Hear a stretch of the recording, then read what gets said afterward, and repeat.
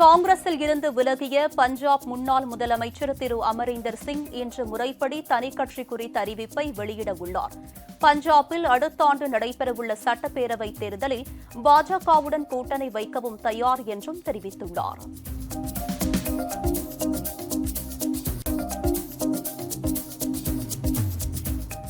திருமலையில் முதியோர் மாற்றுத்திறனாளிகள் குழந்தைகள் தரிசனத்திற்கு வரவேண்டாம் என தேவஸ்தான நிர்வாகம் கேட்டுக் கொண்டுள்ளது.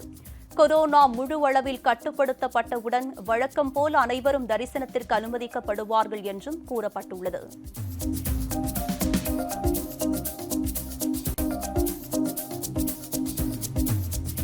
ஆந்திர முதலமைச்சர் திரு ஜெகன்மோகன் ரெட்டி குறித்து அவதூறாக கருத்து தெரிவித்ததை கண்டித்து தெலுங்கு தேசம் கட்சியின் அலுவலகம், மூத்த தலைவர்களின் வீடுகள் மீது ஒய்எஸ்ஆர் காங்கிரசார் தாக்குதலை நடத்தினர்.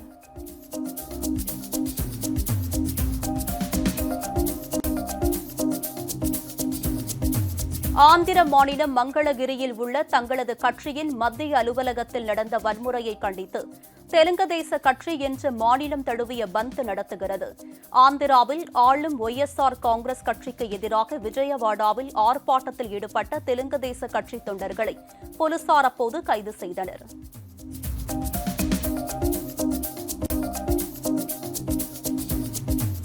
குஜராத் மாநிலம் ராஜ்கோட்டில் அரச குடும்பத்தின் சார்பில் உடைவாள் விழா நடத்தப்பட்டது. இதில் கலந்து கொண்ட 200க்கும் மேற்பட்ட பெண்கள் தங்களது வாள் வீச்சு திறன், நடனம் உள்ளிட்ட பல்வேறு அம்சங்களை வெளிப்படுத்தினர்.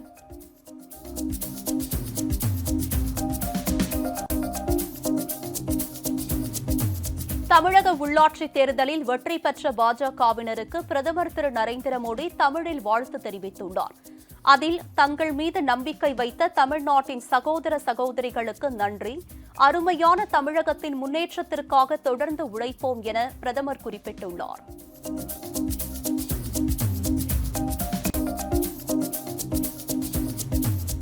மத்திய பிரதேசத்தில் பாரதிய ஜனதாவை பொறுத்தவரை உள்ளாட்சித் தேர்தல் போன்றவற்றில் பெண்களுக்கு 50% இடஒதுக்கீடு வழங்குவதாக அம்மாநில முதலமைச்சர் திரு சிவராஜ் சிங் சௌகான் தெரிவித்துள்ளார்.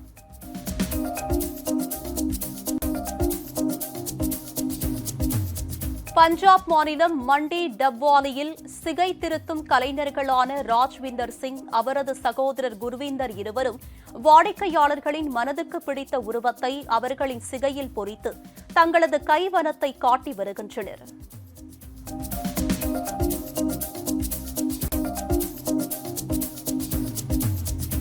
நடிகை ஷில்பா ஷெட்டி, அவரது கணவர் ராஜ் குந்த்ரா இருவரும் நடிகை ஷெர்லின் சோப்ரா மீது 50 கோடி ரூபாய் கேட்டு மான நஷ்ட வழக்கு தொடர்ந்துள்ளனர். ஆபாச படங்கள் தயாரித்து வெளியிட்ட விவகாரத்தில் நடிகை ஷில்பா ஷெட்டி மற்றும் அவரது கணவர் ராஜ் குந்த்ரா மீது நடிகை ஷெர்லின் மீண்டும் வழக்கு தொடர்ந்தது குறிப்பிடத்தக்கது.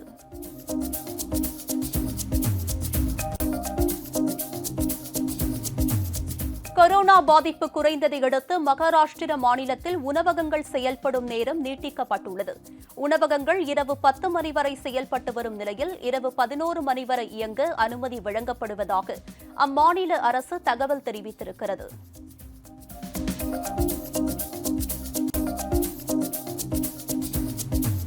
கேரளாவில் புதிதாக 7,643 பேருக்கு கொரோனா தொற்று உறுதி செய்யப்பட்டது. கடந்த 24 மணி நேரத்தில் 77 பேர் கொரோனா பாதிப்பால் உயிரிழந்தனர். 10,488 பேர் குணமடைந்து வீடு திரும்பினர். தற்போது 80,262 பேர் கொரோனா பாதிப்புடன் சிகிச்சை பெற்று வருவதாக அம்மாநில அரசு தெரிவித்திருக்கிறது.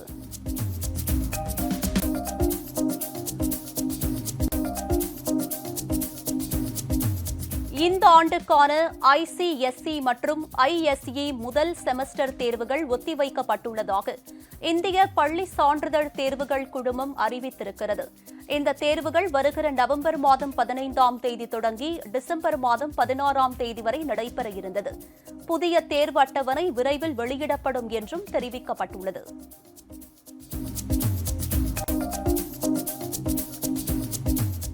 உத்தரகண்டில் பெய்து வரும் கனமழைக்கு உயிரிழந்தோர் எண்ணிக்கை 46ஆக உயர்ந்திருக்கிறது. மேலும் 11 பேரை காணவில்லை. மழையால் சேதமான கட்டிடங்களின் இடிபாடுகளில் சிக்கியுள்ளவர்களை மீட்கும் பணிகள் நடைபெற்று வருகின்றன. கனமழையால் பாதிக்கப்பட்டவர்களுக்கு உத்தரகண்ட் அரசு இழப்பீடு அறிவித்திருக்கிறது.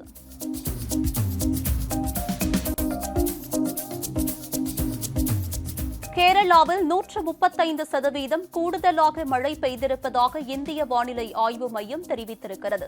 கடந்த வருடத்தைப் போலவே கேரளாவின் மழை, வெள்ளம், துயரம் இந்த ஆண்டும் மீண்டும் தொடருகிறது. கடந்த வெள்ளிக்கிழமை முதல் ஏற்பட்ட கனமழை மற்றும் நிலச்சரிவு காரணமாக இதுவரை உயிரிழந்தோரின் எண்ணிக்கை 38ஆக உயர்ந்திருக்கிறது.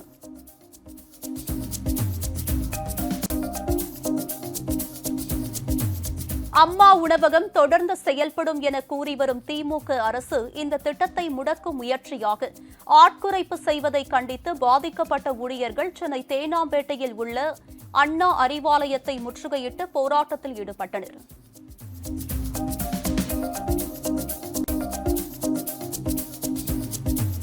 சென்னை ஜாபர்கான்பேட்டை பகுதியில் சாலையில் கழிவுநீர் தேங்குவதால் சுகாதார சீர்கேடு ஏற்பட்டு பொதுமக்கள் அவதிக்கு உள்ளாகி வருகின்றனர். கழிவுநீர் குழாயில் உடைப்பு ஏற்பட்டது பற்றி மாநகராட்சியிடம் கோரிக்கை விடுத்தும் முறையான நடவடிக்கை எடுக்கவில்லை என்று பொதுமக்கள் குற்றம் சாட்டினர்.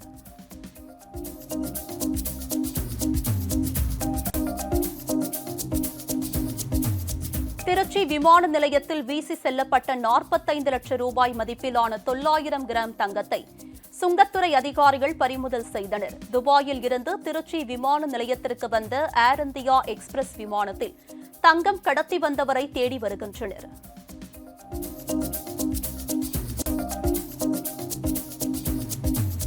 இந்தியாவில் கடந்த 24 மணி நேரத்தில் 14,623 பேருக்கு கொரோனா தொற்று உறுதி செய்யப்பட்டுள்ளதாக, அதில் 50%த்திற்கும் அதிகமான பாதிப்பு கேரளாவில் இருந்து பதிவாகியுள்ளதாகவும் மத்திய சுகாதாரத்துறை தெரிவித்திருக்கிறது. கடந்த 24 மணி நேரத்தில் 197 பேர் தொற்றால் உயிரிழந்திருப்பதாகவும் மத்திய சுகாதாரத்துறை அமைச்சகம் கூறியுள்ளது.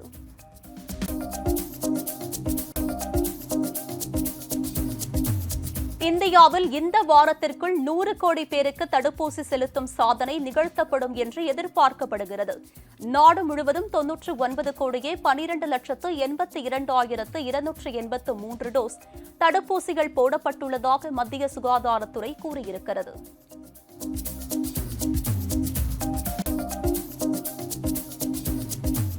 தூத்துக்குடி துப்பாக்கிச்சூடு சம்பவம் தொடர்பாக சிபிஐ விசாரணையை துரிதமாக நடத்த வேண்டும் என மார்க்சிஸ்ட் கம்யூனிஸ்ட் கட்சியின் மத்திய குழு உறுப்பினர் வாசுகி கேட்டுக் கொண்டுள்ளார்.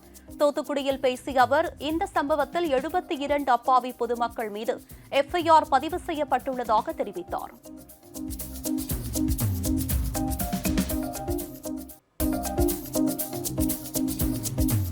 சென்னையில் டீசல் விலை 100 ரூபாயை நெருங்கி வருகிறது. பெட்ரோல் விலை லிட்டருக்கு 30 காசுகள் அதிகரித்து 103 ரூபாய் 31 காசுகளாக உள்ளது.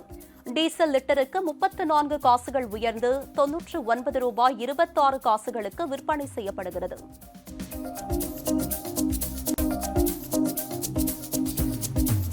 திருப்பத்தூர் மாவட்டம் ஆலங்காயம் பகுதியில் ஒன்றிய குழு தலைவர் பதவியை கைப்பற்ற திமுகவினரிடையே கடும் போட்டி நிலவுகிறது. இன்று பதவியேற்பு நிகழ்ச்சியில் திமுக கவுன்சிலர்களுக்கிடையே தள்ளுமுள்ளு ஏற்பட்டபோது அவர்களை போலீசார் தடியடி நடத்தி விரட்டியடித்தனர்.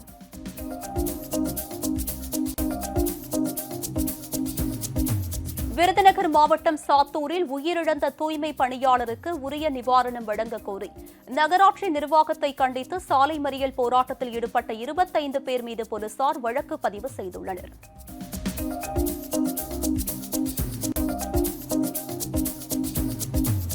கோவில் அர்ச்சகர்கள் நியமனம் தொடர்பான இடைக்கால தடை உத்தரவு பிறப்பிக்க சென்னை உயர்நீதிமன்றம் மறுத்திருக்கிறது. பணி நியமனங்கள் இறுதி உத்தரவுக்கு கட்டுப்பட்டது எனவும் நீதிமன்றம் தெரிவித்திருக்கிறது.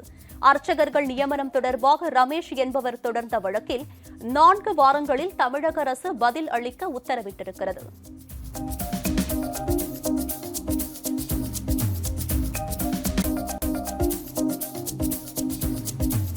சென்னையில் புழல் மற்றும் செம்பரம்பாக்கம் ஏரிகளில் முதலமைச்சர் திரு மு.க. ஸ்டாலின் இன்று நேரில் ஆய்வு செய்தார். உயர் அதிகாரிகளும் அவருடன் சென்றனர். வடகிழக்கு பருவமழை விரைவில் தொடங்க உள்ள நிலையில் முதலமைச்சர் இன்று ஆய்வு மேற்கொண்டார்.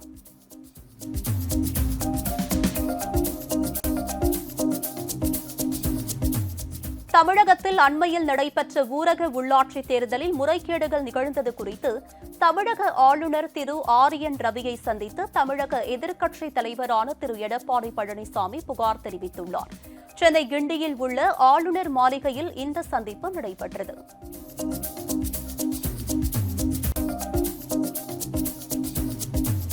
விவசாயிகள் மற்றும் வீட்டு உரிமையாளர்கள் சந்திக்கும் பட்டா பிரச்சினைகளுக்கு தீர்வு காண கிராம அளவில் சிறப்பு முகாம்கள் நடத்துவதற்கான அரசாணையை தமிழக அரசு வெளியிட்டது. தமிழ்நாடு முழுவதும் உள்ள அனைத்து வருவாய் வட்டாரங்களிலும் சிறப்பு முகாம்கள் அமைக்கப்படும் என்றும் அறிவிக்கப்பட்டுள்ளது.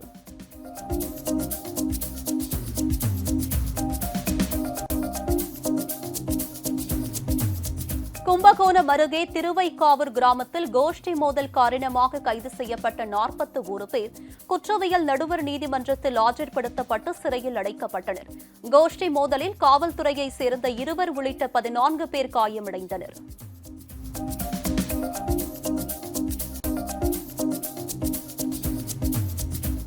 கோவையில் பண மோசடி வழக்கில் திமுக முன்னாள் எம்எல்ஏ கோவை தங்கத்தின் மருமகன் அருண் பிரசாத் கைது செய்யப்பட்டு சிறையில் அடைக்கப்பட்டுள்ளார். கூட்டுத் தொழில் செய்வதாக கூறி 1.5 கோடி ரூபாயை சிந்துஜா என்பவரிடம் வாங்கி பணத்தை திரும்பத் தரவில்லை என்பது புகாராகும்.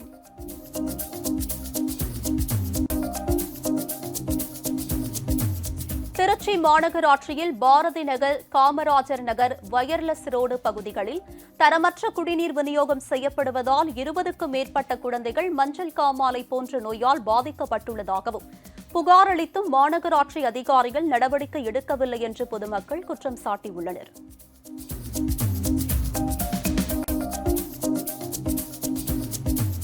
மதுரையில் கோரிப்பாளையம் பகுதியில் உள்ள தர்காவில் வழிபாட்டிற்கு செல்ல முயன்றதாக ஏகத்துவ ஜமாத் அமைப்பின் தலைவரும் பாஜகவின் தேசிய சிறுபான்மை பிரிவு செயலாளருமான வேலூர் இப்ராஹிம் உள்ளிட்ட பாஜக நிர்வாகிகள் கைது செய்யப்பட்டனர். இதனை கண்டித்து அப்போது அவர்கள் முழக்கங்களை எழுப்பினர்.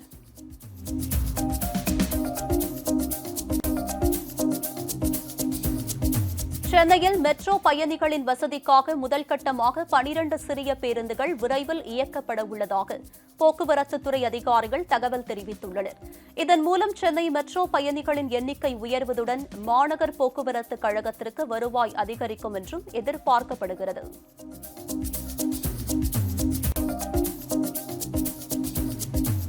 நீலகிரி மாவட்டம் குன்னூர் மலைப்பாதையில் உள்ள பழங்குடியின கிராமங்களில் அரசு பேருந்துகள் நிற்காமல் செல்வதால் மக்கள் கடும் அவதிக்கு உள்ளாகியுள்ளனர்.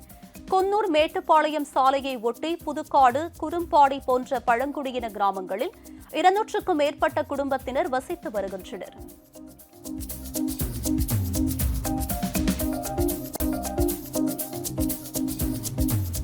நாகை மாவட்டம் கோடியக்கரை பறவைகள் சரணாலயத்தில் கடந்த 5 ஆண்டுகளுக்கு பின்னர் வெளிநாட்டு பறவைகளின் வரத்து மீண்டும் அதிகரித்திருப்பதாக பறவை ஆராய்ச்சியாளர்கள் தெரிவித்துள்ளனர். மூக்கு உள்ளான், சிவப்பு கால் உள்ளான் போன்ற சுமார் 30,000த்திற்கும் மேற்பட்ட பறவைகள் கோடியக்கரை வந்துள்ளன.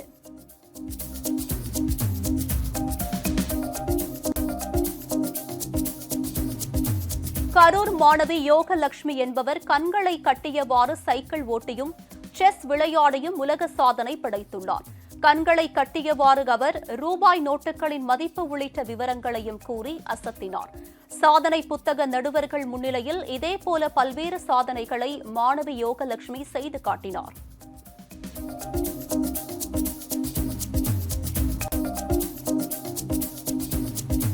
கன்னியாகுமரி மாவட்டத்தில் பேச்சிப்பாறை அணையில் இருந்து தண்ணீர் திறந்துவிடப்பட்டதால் பாறைகளுக்கிடையே வெள்ள நீர் பாய்ந்தோடுகிறது.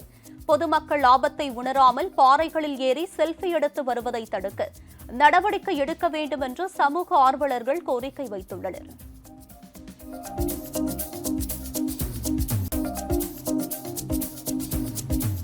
ஐப்பசி மாத பௌர்ணமியான இன்று சிவாலயங்களில் சிவபெருமானுக்கு அன்னாபிஷேகம் நடைபெறவுள்ளது.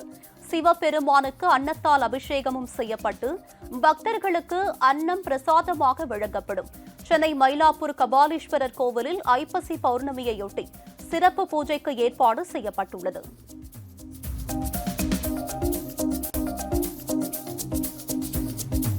புதுச்சேரியில் ஒரே நாளில் 42 பேருக்கு கொரோனா தொற்று உறுதி செய்யப்பட்டுள்ளது. அங்கு பாதிக்கப்பட்டோரின் மொத்த எண்ணிக்கை 1,27,521 உயர்ந்திருக்கிறது. கடந்த 24 மணி நேரத்தில் ஒருவர் கூட உயிரிழக்கவில்லை.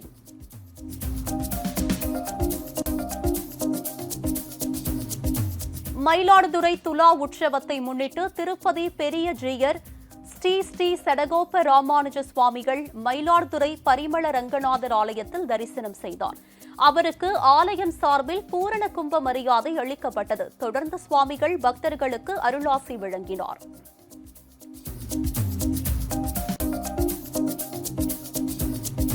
சென்னை ஆதம்பாக்கம் காவல் நிலையம் அருகே உள்ள மதுபான கடையில் சட்டவிரோத மது விற்பனை நடைபெற்று வருகிறது. மது குடிப்போர் சர்வசாதாரணமாக மது பாட்டில்களை வாங்கி அங்கேயே குடிக்கும் காட்சிகளும் அரங்கேறி வருவதாகவும் போலீசாரும் கண்டுகொள்ளவில்லை என்று பொதுமக்கள் குற்றம் சாட்டுகின்றனர்.